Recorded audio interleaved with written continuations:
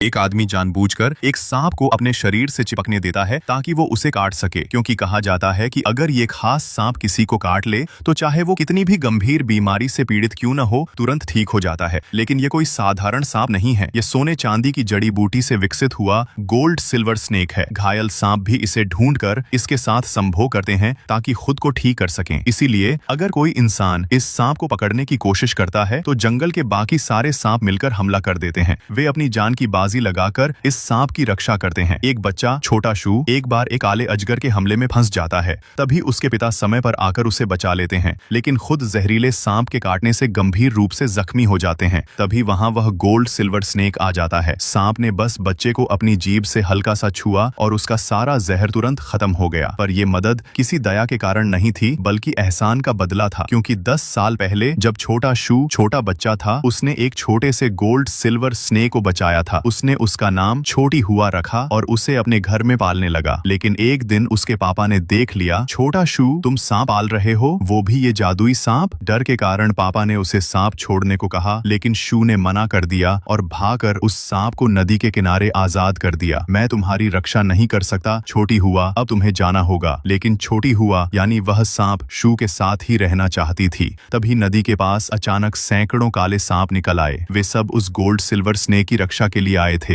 लेकिन जब खतरा शू पर मंडराने लगा तो छोटी हुआ ने खुद ही वहां से दूर जाने का फैसला लिया।